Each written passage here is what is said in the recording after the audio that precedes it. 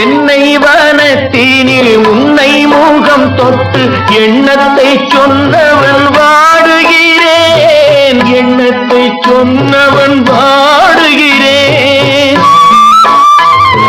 தென்னை வனத்தினில் உன்னை முகம் தொட்டு எண்ணத்தை சொன்னவன் வாடுகிறேன், எண்ணத்தை சொன்னவன் வாடுகிறேன்.